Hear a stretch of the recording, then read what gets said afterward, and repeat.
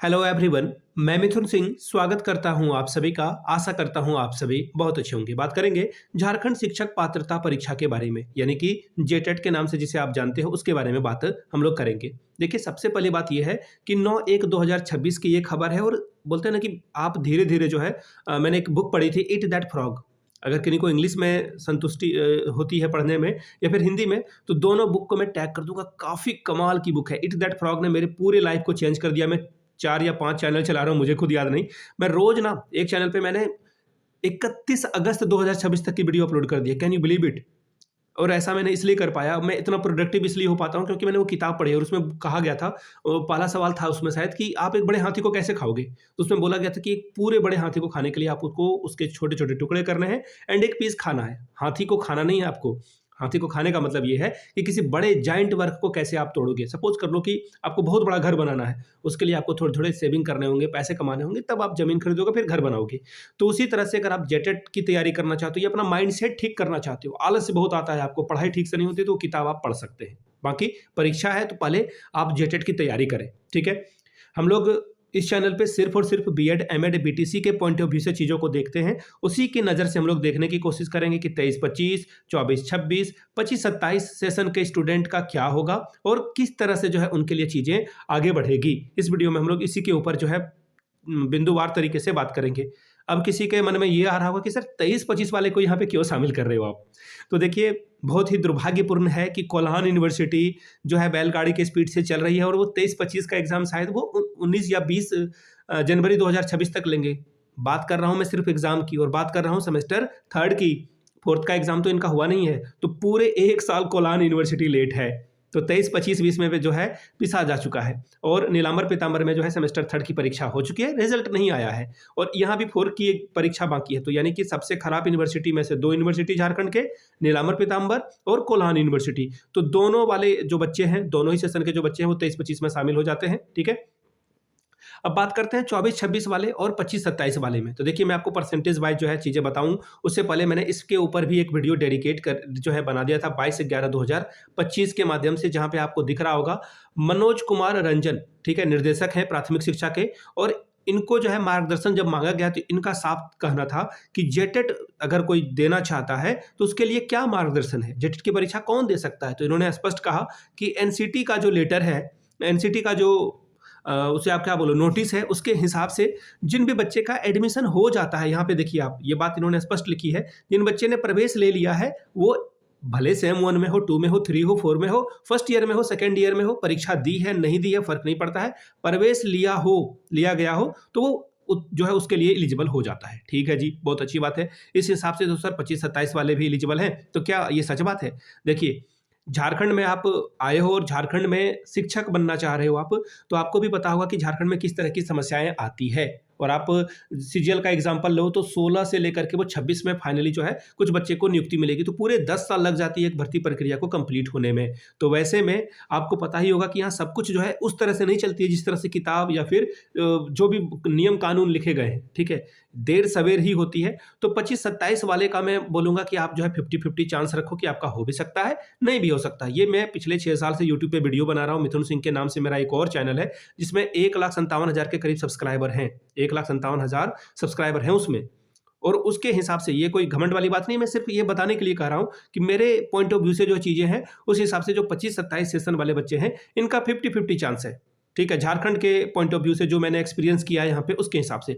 24-26 वाले का भी 90% चांस है, इनका तो बहुत कम चांस है कि इनको हटाया जाए, खास करके सिद्धू कानू मुर्मू में, क्योंकि यहाँ पे सिद्धू कानू मुर्मू में फॉर्म भरने की डेट ओवर हो चुकी है बीएड सेमेस्टर 3rd के लिए और सबसे टॉप पर है सिद्धू कानू मुर्मू, तो इनकी भी परीक्षा ले ली जाएगी। और 23-25 वाले बच्चे जो 2 यूनिवर्सिटी के बच्चे हैं जो फंस चुके हैं, मैंने आपको बता दिया कोल्हान और नीलांबर पीतांबर के, तो इनका जो है देखिए यहाँ पर मैं आपको बताऊं 95% चांस है कि ये जेटेट का फॉर्म भर पाएंगे। 5% अभी भी जो है हो सकता है कि वो नियम में जो है क्लॉज जोड़ दें कि सेमेस्टर 3rd कंप्लीट होना चाहिए या सेकेंड ईयर का फॉर्म भर लिया हो। अगर उस तरह की चीजें आती है तो फिर मसला जो है गड़बड़ हो जाएगा, ठीक है। अब यहां से देखिए, जो बच्चे एडमिशन ही लेना चाह रहे हैं आपके घर में हो सकते हैं कि आपके मित्र हो, आपके रिश्तेदार हों, उन तक बताइएगा कि मेदिनी नगर यानी कि नीलांबर पीतांबर की बात कर रहा हूँ। 10 तारीख तक आप आवेदन कर सकते हैं। जीएल कॉलेज है आपका, वहाँ पे जाकर के आप आवेदन कर पाएँगे। हालाँकि नीलांबर पीतांबर और कोल्हान यूनिवर्सिटी से बचना चाहिए आपको एडमिशन लेने के लिए। सबसे खराब यूनिवर्सिटीज़ में ये दोनों है।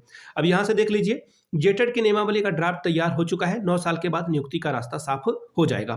तो सर, सब बातें तो ठीक है, तो फिर दिक्कत वाली बात क्या है? यहाँ पे सब कुछ ठीक से हो रहा है, तो देखिए ये कैबिनेट में जाएगा, इसके बाद जो है इसका जो फाइनल पीडीएफ है वो हमारे पब्लिक डोमेन में आएगी, और पब्लिक डोमेन में आने के बाद उसमें बहुत सारी चीज़ें बदलेगी। जैसे पहले ईडब्ल्यूएस के लिए मैंने आपको पहले भी शायद बता रखा है कि ईडब्ल्यूएस को भी जो है ये 82 में पास कर रहे थे, ठीक है? इसे हटा दिया जाएगा क्योंकि पूरे भारत में ये है नहीं। तो ईडब्ल्यूएस के साथ ये जो है अमेंडमेंट हो सकता है। दूसरी अमेंडमेंट ये हो सकती है कि हो सकता है कि होना क्या, ये तो होगा ही, ये तो मैं 100% श्योर हूँ कि इन्होंने जो है हर एक पेपर में, जैसे कि आप अगर मैं बात करूँ 1 to 5 के लिए ही लिख देता हूँ, उसके बाद 6 to 8 को समझा दूंगा कि पेपर 1 में आपका जो है 1 to 5 आता है, जिसमें अलग अलग आप जो है 5 सब्जेक्ट का एग्जाम देते हो, ठीक है जी।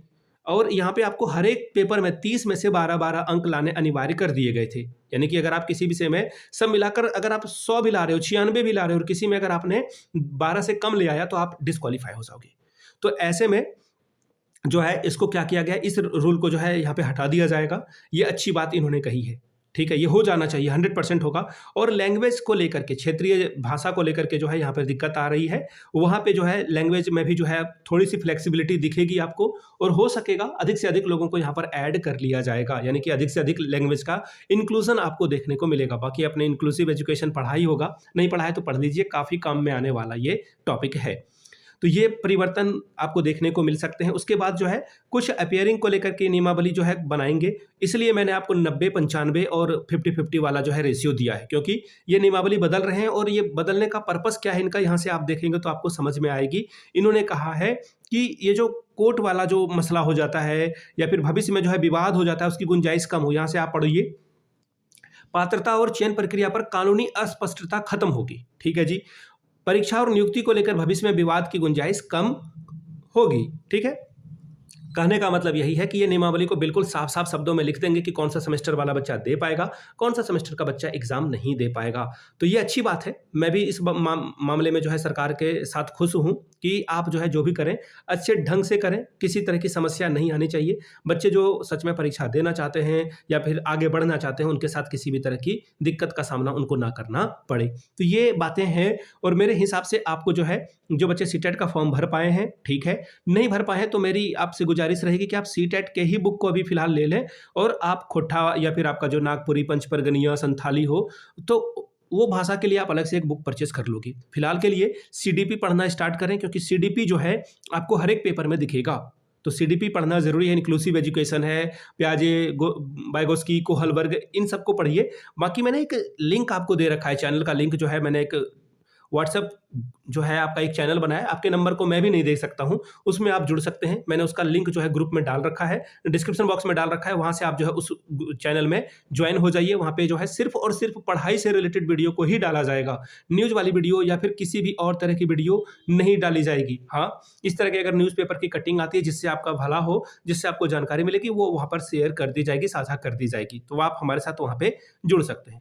2024 में परीक्षा रद्द हो गई थी, इसलिए 25-27 वाले के लिए जो है थोड़ा सा रास्ता यहाँ पर क्लियर हुआ है, और 24-26 वाले का भी, वो भी उस समय अपेयरिंग में ही थे। तो ये देखने वाली बातें हैं किस तरह से जो है सारी चीज़ें चलेगी, और आशा कर रहा हूँ कि सारी चीज़ें आपके फेवर में आए, सभी बच्चों को मौका मिले। कम से कम 25-27 वाले बच्चे का तो कल्याण हो जाना चाहिए, क्योंकि आखिरी बार परीक्षा जो है 10 साल पहले, भी यहाँ पे 9 लिखा हुआ, ये गलत है, क्योंकि 2016 में आखिरी बार परीक्षा हुई और 2026 में इसकी परीक्षा होगी। तो लगभग 1 साल बीत चुके, 10 साल बीत चुके हैं, और एक डेकेड में काफ़ी कुछ बदल जाता है। देखने वाली बात होगी किस तरह से चीज़ें चलती है। आप लोगों ने वीडियो को यहाँ तक देखा है और मेरी बात से सहमत हैं और अप्रिशिएट करते हैं मेरी बात को, तो नीचे कमेंट करके एक बार जय हिंद जरूर लिखिएगा। मिलते हैं अगले वीडियो में। वीडियो को यहाँ तक देखने के लिए आप सभी का बहुत बहुत शुक्रिया। Have a good day.